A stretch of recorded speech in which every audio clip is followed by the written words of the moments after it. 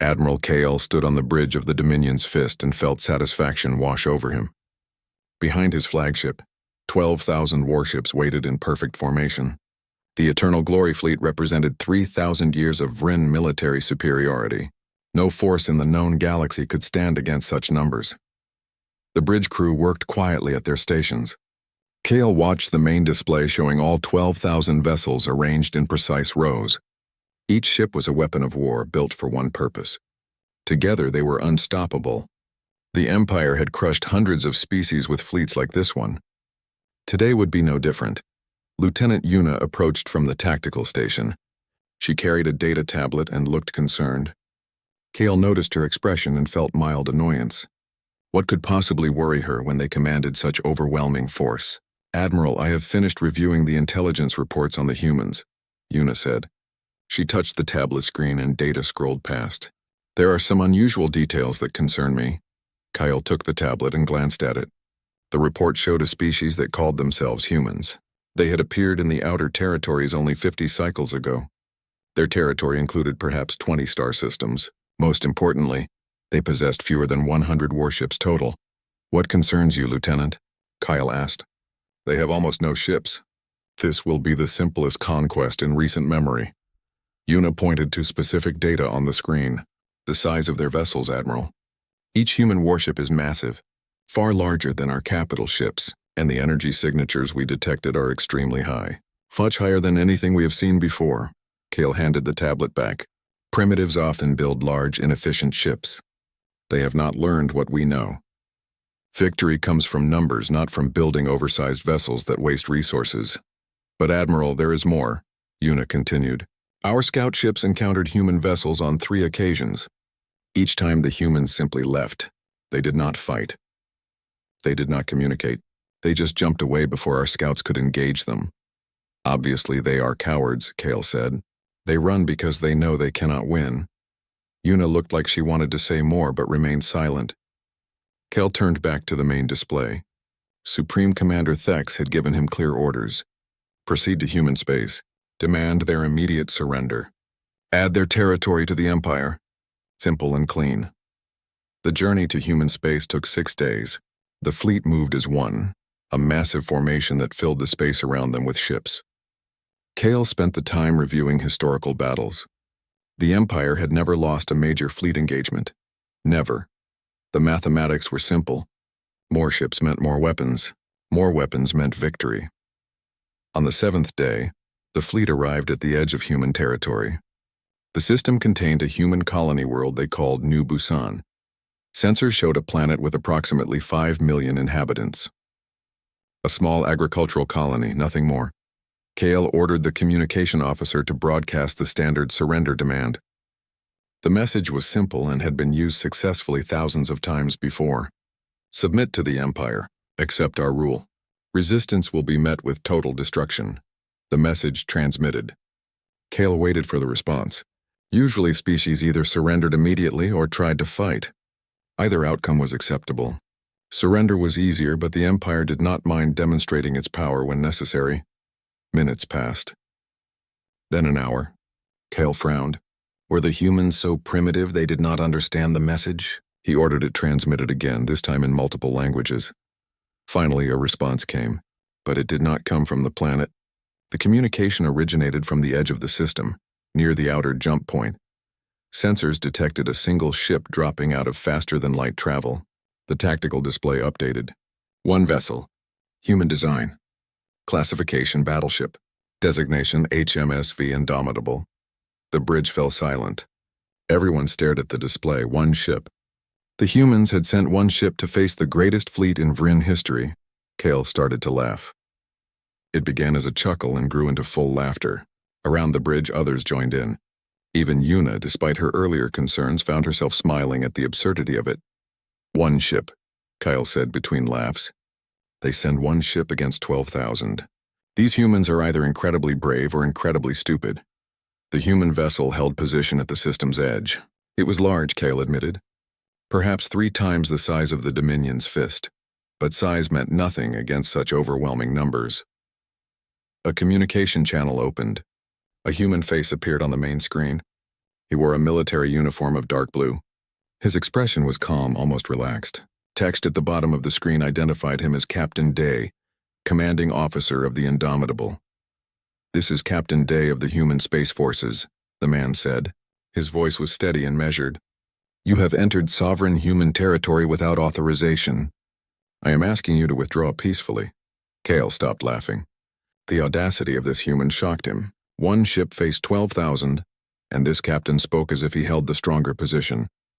"I am Admiral Kale of the Vryn Empire," he responded. "You face the Eternal Glory Fleet, 12,000 warships. Your entire species has fewer than 100 ships total. I suggest you are the one who should withdraw." Captain Day nodded slowly. "I am aware of your numbers, Admiral. I am also aware that you do not understand what you are facing. I am asking you one last time to withdraw from this system. Humanity does not want war, but we will defend our territory if we must." "You cannot win," Kale said flatly. "The mathematics are impossible. Surrender now and your species will be spared." "Admiral," Captain Day said, and for the first time his expression showed something other than calm. He looked sad, almost apologetic. "I wish you would listen. Please turn your fleet around. If you attack, many will die. I do not want that, please." Kale cut the communication. The human's words meant nothing. Empty threats from a species that did not understand the reality of war. "Numbers always won. Always, all ships," Kale ordered. "Attack formation. Prepare to engage." Across the fleet, 12,000 warships moved into position. The formation was a sphere, designed to deliver fire from all directions simultaneously. It had shattered entire civilizations. Una watched her sensors as the human battleship remained motionless. It did not try to run. It did not maneuver for a better position. It simply waited. "Admiral," she said quietly, "are you certain about this?" Kale looked at her sharply. "Lieutenant, do you question my orders?" "No, Admiral. She looked at her displays again. "Something feels wrong about this. What feels wrong is a single enemy ship trying to intimidate the greatest fleet in the galaxy," Kale said. "Prepare to fire on my command." The fleet settled into position. 12,000 ships surrounded the single human vessel. Weapon systems powered up across the entire formation. The space between them and the Indomitable would soon fill with enough destructive energy to destroy a planet. Kyle raised his hand. On his command, the greatest military force ever assembled would open fire. The humans would learn what every other species had learned. The Empire was inevitable. Resistance was futile. "Fire," Kale said. The order echoed across 12,000 warships. Every weapon system activated simultaneously. The void of space erupted with light and energy as the Eternal Glory Fleet opened fire. Plasma bolts streaked across the distance. Particle beams carved brilliant lines through the darkness. Missiles launched by the thousands, their engines leaving trails of fire. Energy weapons of every type and frequency converged on a single point, where the human battleship waited. On the bridge of the Dominion's Fist, the crew watched their displays with satisfaction. The sensors showed millions of projectiles and energy blasts racing toward the Indomitable. The sheer volume of fire was impossible to calculate. No shield system in the known galaxy could withstand such an assault. Una watched her tactical screen. The energy readings were so high that her displays struggled to show accurate numbers. This was the full power of the Empire, focused on one target. Nothing could survive this. The space between the fleet and the human ship turned white on the sensors. Too much energy, too many impacts. The displays could not process it all. Officers around the bridge smiled. Some even cheered. The human ship was gone. It had to be. Nothing could survive that. Kale felt vindication surge through him. The humans had been fools. They sent one ship and now that ship was dust. Perhaps this would teach them humility. If any humans remained after this, they would surrender quickly. "Cease fire," Kyle ordered. "Let the sensors clear. I want confirmation of the kill." The weapon systems powered down. The energy storm in space began to dissipate. Particles and radiation scattered, clearing the view between the fleet and where the human ship had been. The sensor screens updated. Data flooded in as the systems recalibrated. Una stared at her display. Her hands began to shake. "Admiral," she said, her voice barely a whisper. "The human ship. It is still there." The bridge fell silent. All eyes turned to the main display. The image cleared, and there, exactly where it had been before, sat the HMSV Indomitable, completely intact. Not a mark on it, not a single sign of damage. Impossible, Kale said. Check the sensors. They must be malfunctioning. Una ran diagnostics. The results came back green. All systems operating normally. The readings were accurate. The human ship had taken the combined firepower of 12,000 warships and suffered 0 damage. How? Someone asked from the navigation station. How is that possible? Una studied the energy readings more carefully. What she found made her blood run cold. Admiral, the human ship has some kind of shield system. But it is not like our shields. Our shields absorb energy until they fail. The human shields are redistributing the energy. They are spreading it out across the field and dissipating it safely. The energy never reaches the ship itself. That is not possible, Kale repeated. No species has shield technology that advanced. The humans do, Una said simply. Commander Hayuk stepped forward from his station. He was Kale's second in command, a veteran of 50 campaigns. Admiral, I recommend we withdraw and reassess. This ship has defensive capabilities beyond anything we have encountered. No, Kale snapped. We will not retreat from a single enemy vessel. That would be humiliation. The Empire does not retreat. But Admiral, silence, Kale ordered. All ships prepare for sustained maximum fire. We will overwhelm their shields with continuous bombardment. No defensive system is perfect. They will fail eventually. The fleet opened fire again. This time it was not a single volley but a continuous stream of destruction. Every weapon fired at maximum rate. The energy output was enough to boil away the atmosphere of a planet. The assault continued for 5 full minutes without pause. The Indomitable sat in the middle of the firestorm. Its shield shimmered with a faint blue glow. The color pulsed gently, almost lazily, as if the ship was not even working hard to deflect the attack. Una monitored the shield strength readings. They were not dropping, not even slightly. The human shields appeared to have no upper limit that her sensors could detect. Finally, Kale ordered the fleet to cease fire. The weapons fell silent. The space around the human ship glowed from residual energy. But when the glow faded, the Indomitable remained perfect and undamaged. A communication channel opened. Captain Day appeared on the screen again. He looked exactly as calm as before. No stress, no fear, just that same apologetic expression. Admiral Kale, Day said. I warned you. Please, I'm asking one final time. Withdraw your fleet from human space. We do not want to fight you. But if you continue this attack, I will have no choice but to defend my ship. You cannot win, Kale said.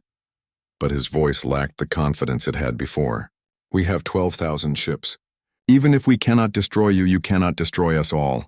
This is mathematics, Admiral, Day replied sadly. You are thinking in terms of old warfare. Ship against ship. Numbers against numbers. But warfare has evolved. You just do not know it yet. Are you threatening me with one ship? Kale demanded. I am trying to save lives, Day said. Yours and mine. Please withdraw. Kale terminated the communication. His pride would not allow retreat. The Empire had never run from a single enemy vessel. If he returned to Imperial space after withdrawing from this battle, he would be stripped of rank and disgraced. Better to die fighting than live in shame. Prepare all fighter craft, Kale ordered. Launch boarding pods. If we cannot destroy them from range, we will overwhelm them with numbers. Every fighter. Every boarding team. Launch them all. Hyuk looked horrified. Admiral, we have no intelligence on their point defense capabilities. We could lose all our strike craft before they even reach the target. Then we lose them, Kale said coldly. But some will get through. Numbers always win, Commander. Numbers always win. The order went out across the fleet. Hangar bays opened. Fighter craft poured into space like a swarm of insects. Boarding pods launched by the tens of thousands. The Vryn military doctrine was simple in these situations. Send so many attackers that the enemy could not possibly kill them all. 2 million small craft filled the space between the fleet and the Indomitable. Fighters, bombers, boarding pods, assault shuttles, everything the fleet carried. They formed a massive cloud of ships, all racing toward the single human battleship. On the Indomitable, Captain Day watched the approaching swarm. He closed his eyes for a moment as if in prayer or regret. Then he opened them and turned to his weapons officer.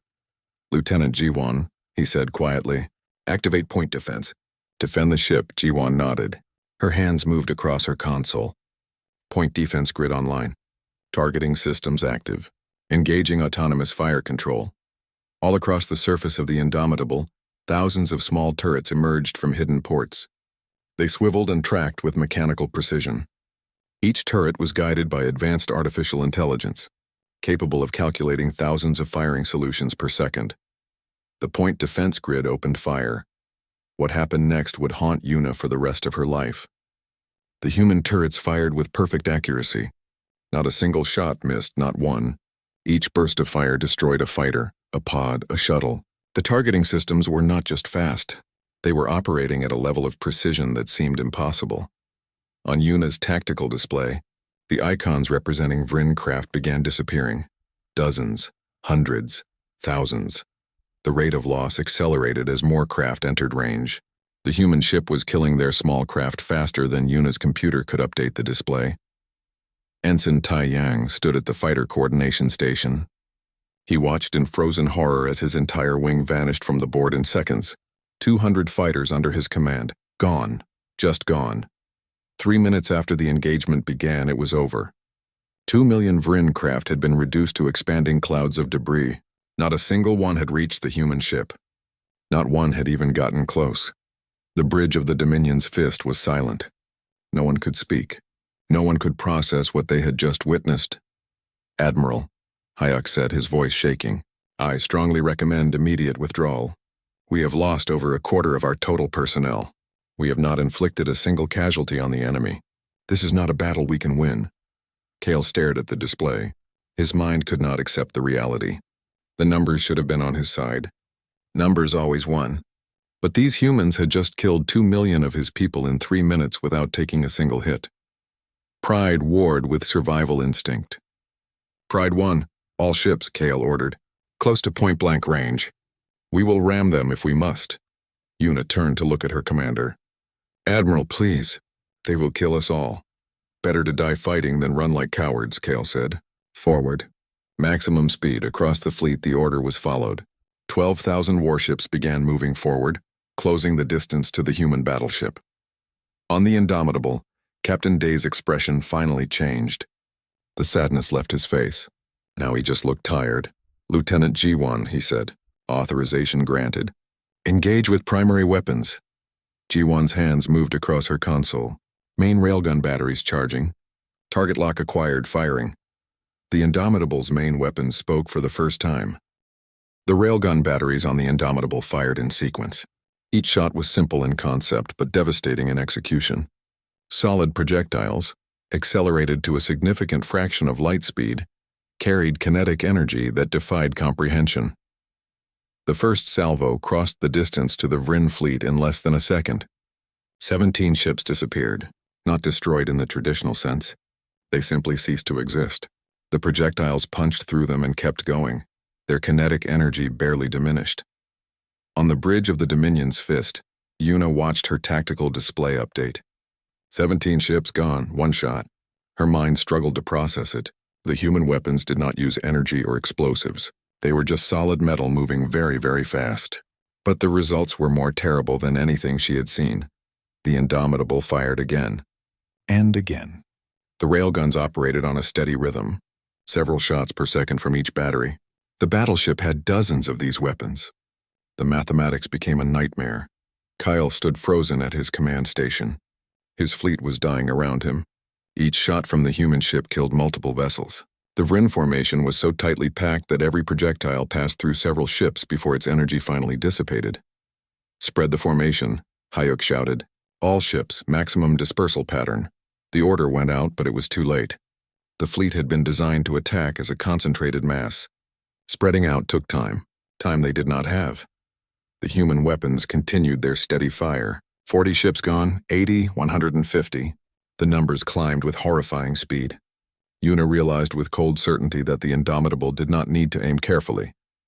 The Vryn fleet was so densely packed that every shot would hit something. A section of the fleet tried a different tactic. 200 ships concentrated all their fire on a single point, attempting to overwhelm the human shields through focused assault. The Indomitable's shields held easily. Then the battleship rotated slightly and fired a full broadside at the concentrated group. The entire section vanished. 200 ships. Gone in seconds. Ensign Taeyang had taken over the damage control station after his previous post became useless. He coordinated repair teams across the fleet, but the reports coming in were beyond belief. Ships were not being damaged. They were being erased. Hull breaches the size of entire decks. Engineering sections simply missing. Life support failures across multiple vessels. Chief Engineer Borum worked frantically on the Dominion's Fist. She tried everything she could think of to boost their weapons output. Different frequencies, different power levels, overloading the weapon capacitors to dangerous levels. Nothing worked. Their weapons could not touch the human shields. The technology gap was too vast. It is like trying to hurt a tank with stone axes, Borum muttered to herself. We are primitives fighting a god. The battle, if it could be called that, continued for 30 minutes. 30 minutes of systematic destruction. The Indomitable moved through space with purpose, its weapons never stopping, never missing. The Vryn fleet tried every tactic they knew. Nothing worked. Some ships tried to flee. The Indomitable let them go. It focused only on vessels that continued to show hostile intent or could not retreat fast enough. Some ships tried ramming attacks. The point defense grid reduced them to fragments before they got within 1,000 kilometers. Some ships simply stopped fighting. They powered down weapons and broadcast surrender signals. The human ship ignored them, neither firing on them nor acknowledging their surrender. It simply moved on to the next target. Yuna watched the casualty reports flood her station. 3,000 ships destroyed. 5,000, 8,000. The numbers climbed and climbed. She felt numb. Her entire understanding of warfare had been shattered. Everything she had learned at the academy was useless. Numbers did not matter when facing this level of technological superiority. She noticed something in the sensor data that made her blood freeze. The Indomitable's energy readings suggested it had far more powerful weapons that it had not activated. The battleship was using only what it needed. Captain Day was holding back. These were not even the human ship's main weapons. Admiral, Yuna said, her voice cutting through the chaos on the bridge. The humans are being merciful. Kale turned to her. His face was pale. His eyes showed the beginning of true understanding. What? Look at the energy readings, Yuna pointed to her display. The Indomitable has weapon systems that it has not activated. Much larger systems. These railguns are just point defense weapons scaled up. The humans have something bigger that they are choosing not to use. The implication sank in. The weapons that were destroying the Empire's greatest fleet were not even the battleship's primary armament. Hyuk suddenly took action without waiting for Kale's approval. He opened a fleet-wide channel. All ships. This is Commander Hyuk, General Retreat. All vessels proceed immediately to jump point. This is a fleet-wide retreat order. Ships at the outer edges of the formation, those that were still intact and mobile, began breaking off. They turned and accelerated toward the system's edge where they could jump to faster-than-light travel. The Indomitable did not pursue them.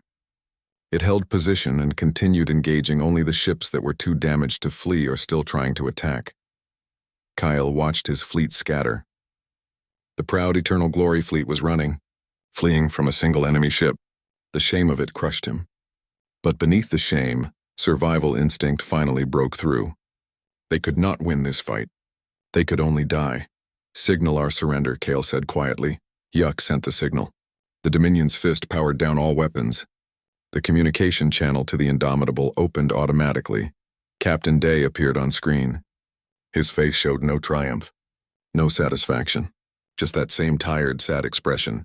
Behind him, Yuna could see the human bridge crew. They looked grim and professional. No one was celebrating. Admiral Kale, Day said, I accept your surrender. Power down your engines and wait. Do not attempt to flee. Do not attempt to rearm. I will not destroy ships that have clearly surrendered. Why? Kale asked. The question came from somewhere deep inside him. Why did you build such weapons? Why do you have such power? Day was quiet for a moment. Because we learned long ago that hoping for peace while being weak is just wishful thinking. We became strong enough that no one would dare attack us. Strong enough that we could protect ourselves without needing to conquer others. But we did attack you, Kale said. Yes. And I warned you, multiple times. You chose to ignore those warnings. Day looked directly into the camera. War is not about honor, Admiral. It is not about glory. It is about survival. Humanity decided long ago that we would survive, no matter what. The human captain gestured to something off-screen. I am going to finish dealing with the ships that are still fighting. Then I will return to discuss terms. You have my word that I will not fire on any vessel that has clearly surrendered." The communication ended. The Dominion's fist drifted in space, weapons dark, engines cold. Around them, the battle continued, but it was not a battle anymore. It was an execution. Una counted the surviving ships. Approximately 3,000 were fleeing toward the jump point.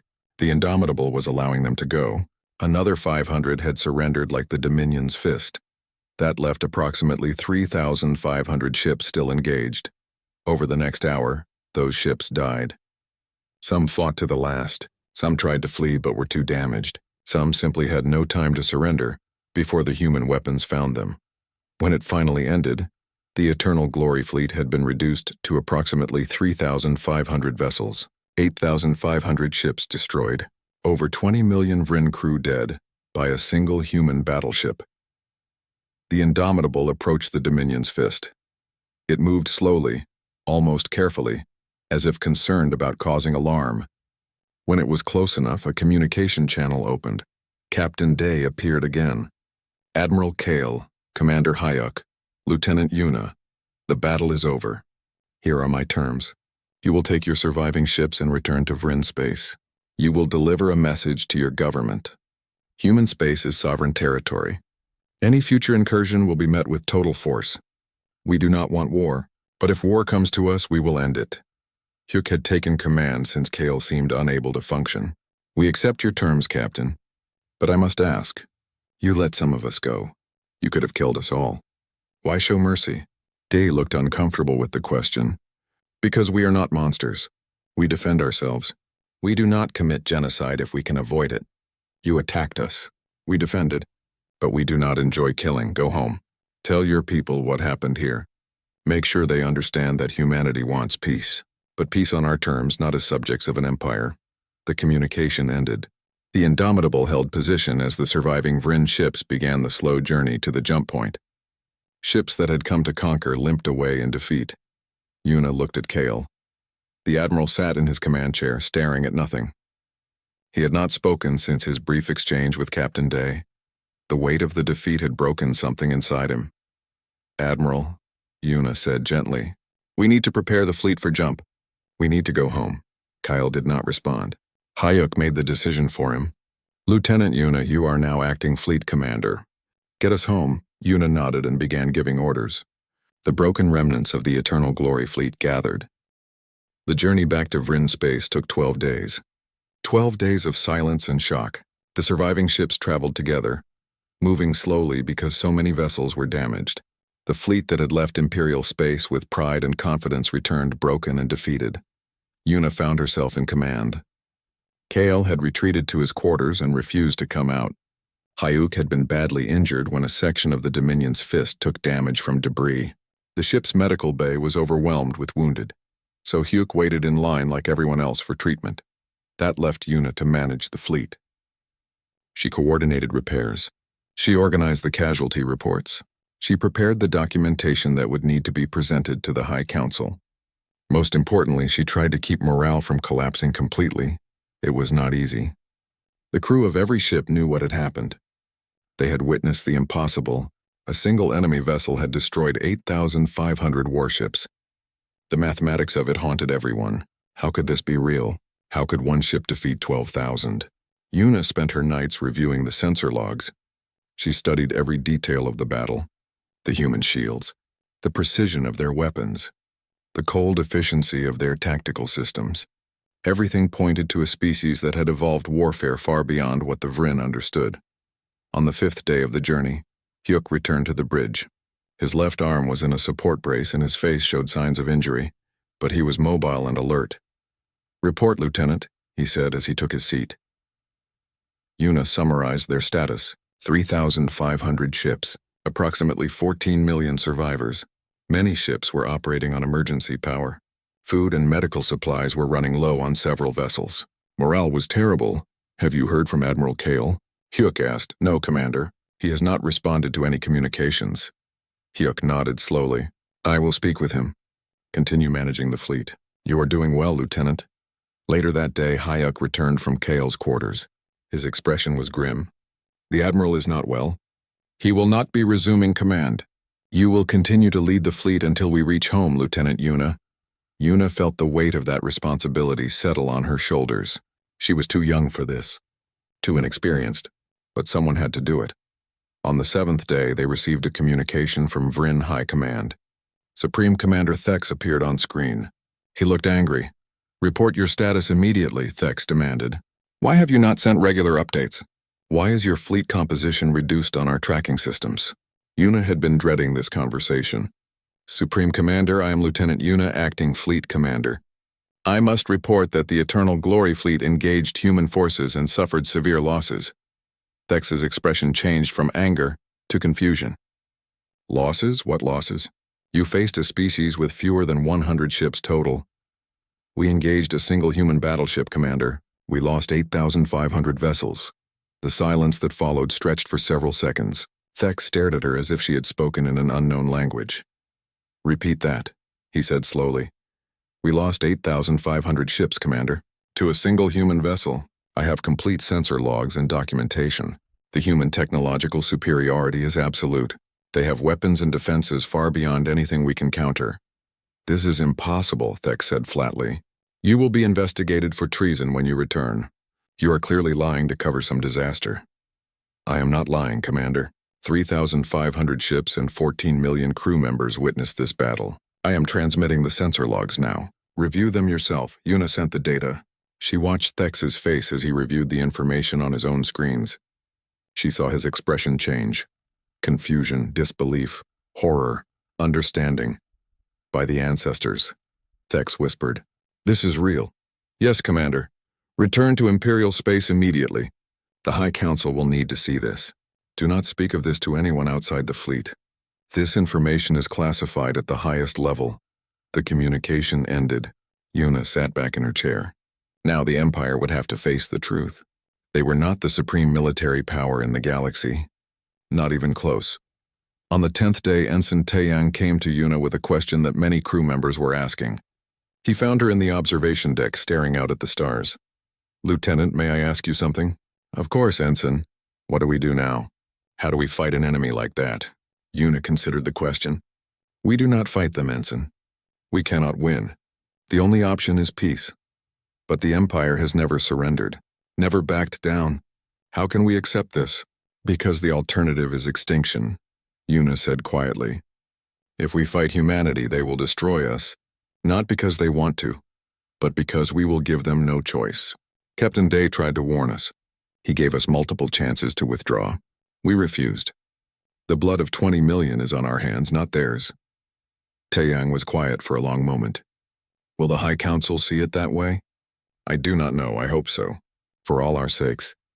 On the 12th day, the fleet arrived at the outer edge of Vryn space. A massive reception force waited for them. Not a welcoming committee. An investigation force.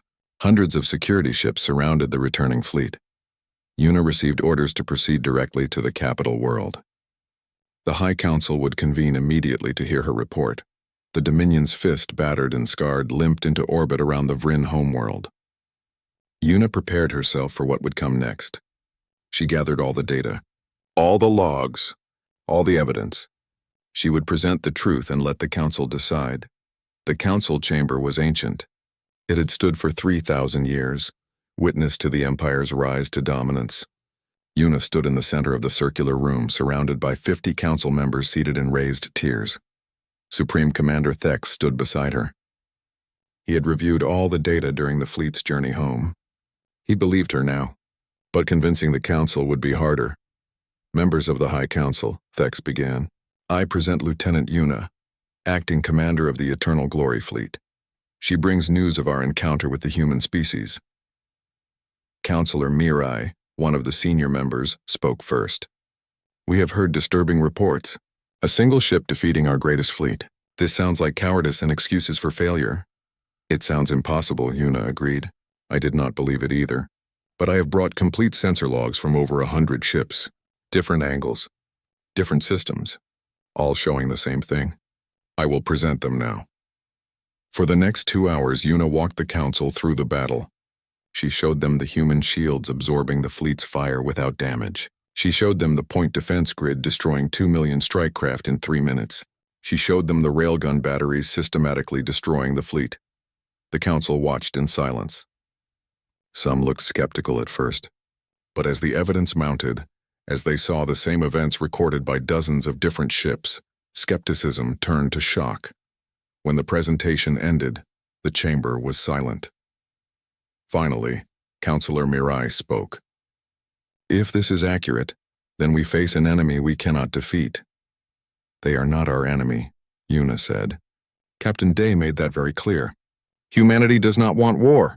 They want to be left alone. They only fought because we attacked them." "But their technology," another counselor said. "How did they achieve such advancement?" "They are a young species. They have been spacefaring for only a few hundred cycles." "I do not know," Yuna admitted, "but I can tell you what I observed. The human approach to war is different from ours. We focus on numbers. They focus on efficiency and technological superiority. Every system on that battleship was optimized for maximum effect." Thex stepped forward. "There is more disturbing intelligence. Based on our analysis of human communication intercepts and observations of their territory, the HMSV Indomitable is not their most powerful warship. It is their standard battleship design. They have approximately 80 of them." The council erupted in shocked conversation. Thex waited for silence, then continued.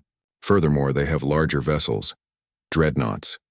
We do not have complete information on these ships, but initial analysis suggests they are twice the size of the Indomitable and carry weapons that Battleship never needed to use." Counselor Mirai stood. "Then we must know the truth. If humanity has approximately 100 capital ships, and each one can destroy thousands of our vessels, then they possess more destructive capability than our entire empire." "That appears to be correct," Thex said. Another long silence fell over the chamber. The implications were too vast to fully comprehend. The Vryn Empire, which had dominated the galaxy for 3,000 years, had encountered a species they could not defeat. "What do they want?" a counselor asked. "To be left alone," Yuna repeated. Captain Day's terms were simple. "Recognize human sovereignty. Establish a demilitarized zone around their space. Do not attack them again. In return, they will not attack us, and if we refuse?" Yuna met the counselor's eyes. "Then the human captain said they would end the war. Based on what I witnessed, I believe they could destroy our empire completely. And based on their demonstrated capabilities, I do not think it would take them very long." The council debated for hours. Yuna stood and answered their questions. She showed them the data again and again. She explained everything she had observed and learned.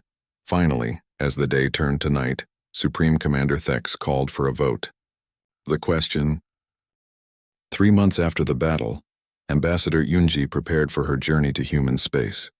The High Council had chosen her carefully. She was known for her diplomatic skills and her ability to see beyond the Empire's traditional pride. If anyone could establish peaceful relations with humanity, it was her. Yuna had been promoted to Admiral for her actions during and after the battle. The promotion felt hollow to her. She had been given command because everyone above her had failed or fallen, but she accepted the responsibility. Someone had to carry the burden of what they had learned. Before Yunji departed, she met with Yuna in private. They sat in a quiet garden on the capital world, far from the political chaos that still gripped the Empire. "Tell me honestly," Yunji said. "What are the humans like?" Yuna thought about Captain Day, his calm voice, his repeated warnings, his clear reluctance to fight. "They are not what I expected. I thought they would be arrogant, triumphant. But Captain Day seemed sad. He did not want to kill us. He tried to avoid the battle until we gave him no choice." "That is good," Yunji said. "It means they are reasonable. We can work with reasonable. But do not mistake their mercy for weakness," Yuna warned. "They held back during the battle. They could have killed us all. They chose not to. That was a decision, not an inability." Yunji nodded. "I understand. I will remember that." The ambassador's ship departed the next day. Yuna watched it go and hoped that Yunji would succeed. Peace was their only option now. Yuna herself had been given a new assignment. She was to oversee the creation of a memorial for those lost in the battle. 20 million lives. The greatest military defeat in Vryn history. It needed to be remembered. The memorial took shape over the following months. It was built on the capital world in a place of honor. The centerpiece was a recovered piece of hull plating from one of the destroyed fleet vessels. The metal was twisted and scarred from the battle. Una stood before the memorial on the day of its dedication. Thousands of family members of the lost had gathered. The crowd was silent. This was not a proud military ceremony. It was a moment of mourning and reflection. The placard beside the hull fragment read simply, "The day pride met reality, a memorial to the eternal glory fleet." Una gave a short speech. She spoke of courage and sacrifice. She spoke of the crews who had followed orders even when facing impossible odds, but she also spoke of lessons learned. The danger of arrogance, the importance of understanding your enemy, the value of peace over pride. When she finished, she placed her hand on the twisted metal. It was cold. She thought of all those who had died. Good people, loyal soldiers, dead because the Empire had refused to believe that anyone could be stronger than them. Meanwhile, Ambassador Yunji had reached human space. She was escorted by a small diplomatic vessel to a human station near the border. The humans were cautious but polite. They scanned her ship thoroughly but allowed her to proceed. She met with human representatives in a conference room that was surprisingly plain. No decoration.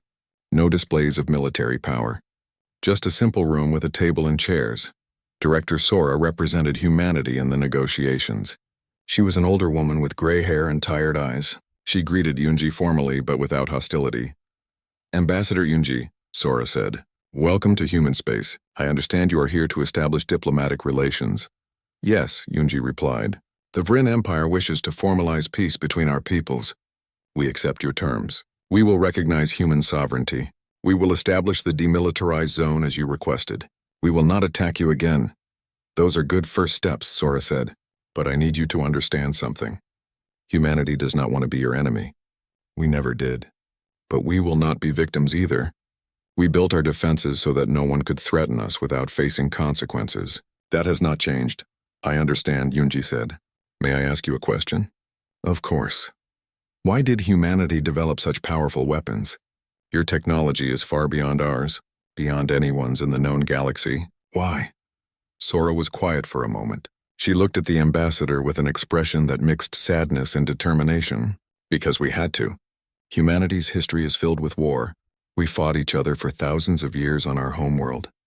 We developed terrible weapons, nuclear weapons that could destroy entire cities, biological weapons that could kill millions. We came very close to destroying ourselves," she continued. "When we finally achieved peace on our world, we made a promise. Never again. We would never let ourselves be weak enough that someone else could destroy us. We would never again be at the mercy of those who wanted to harm us. So we built our defenses. We made sure that humanity would survive no matter what. But you must have known that such weapons would frighten other species." Hyunji said, "Yes, but we also knew that being weak and hoping others would be kind was foolish. History taught us that lesson too many times. So we chose strength, not to conquer, not to threaten, but to ensure our survival." Sora leaned forward. "We hoped we would never need to use these weapons. Captain Day tried very hard to avoid that battle. He gave your admiral multiple warnings, multiple chances to withdraw. Your people chose to attack anyway." "I know," Yunji said quietly, "and we paid the price for that choice. 20 million lives. I am sorry for your losses," Sora said, and she sounded like she meant it. "Truly, but you must understand. If you attack us again, the result will be the same. Humanity will defend itself, always." "We understand," Yunji assured her. "The Empire has learned this lesson. We will not make that mistake again." The negotiations continued for several days. Treaties were drafted. Communication protocols were established. Trade possibilities were discussed. Slowly, the framework for peace took shape. Yunji found the humans to be fair negotiators. They were not trying to humiliate the Vrin or extract impossible concessions. They simply wanted security and respect. That the Empire could provide. Before Yunji left human space, she asked one final question. "May I know how many warships humanity has?" "The exact number?" Sora considered the question. "Why do you want to know?" "Because the Empire needs to understand the reality. If we know the truth, it will help us accept our new position in the galaxy." Sora nodded slowly. "Very well. Humanity currently has 83 battleships like the Indomitable. We have 12 dreadnoughts. We have approximately 300 smaller vessels for patrol and support duties. That is our entire fleet. Yunji did the mathematics in her head. Less than 400 ships total. But each battleship could destroy thousands of Vryn vessels. The dreadnoughts were likely even more powerful. The Empire had millions of ships, but it did not matter. In a war between the Vryn and humanity, the Empire would lose. "Thank you for your honesty," Yunji said. "I tell you this not to threaten you," Sora said, "but so you understand. We do not need to build more ships. We do not need to conquer territory to gather resources. We are content with what we have. We will defend it, but we will not expand aggressively. There can be peace between our peoples, Ambassador. If both sides want it, the Empire wants peace," Yunji promised. "We have learned our lesson." Yunji returned to Vryn space with the completed treaties. The High Council ratified them immediately. An official peace was declared. The border was established. Human space was recognized as sovereign territory. The Empire adjusted to its new reality slowly and painfully. It was hard for a civilization that had dominated for 3,000 years to accept that they were no longer the supreme power. But the alternative was destruction, so they accepted it. 2 years after the battle, Yuna stood in the military museum. The memorial to the Eternal Glory Fleet had been moved here, given a place of honor. She visited it often. Sometimes she came to remember the dead. Sometimes she came to remind herself of the lessons learned. She looked at the twisted metal and thought about everything that had changed. The Empire was different now. More cautious. More humble. They still had their vast fleets. But now they understood that numbers alone did not guarantee victory. Other species had learned of the battle. The story spread across the galaxy. The empire that had been feared for millennia had been defeated by a species most had never heard of. Some species celebrated, some were frightened. Everyone was curious about these humans. Yuna had read the intelligence reports. Humanity was establishing relations with other species now, always carefully, always on their own terms. They did not seem interested in building an empire of their own. They wanted trade and peace. But everyone who dealt with them understood the unspoken message.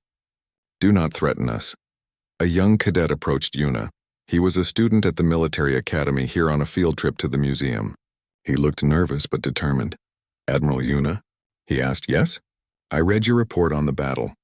I am writing a paper about it for my tactics class. May I ask you a question?" "Of course." "If we fought the humans again with everything we have learned, could we win?" Yuna looked at the young cadet. She saw his hope, his desire to believe that the Empire could redeem itself. She chose her words carefully.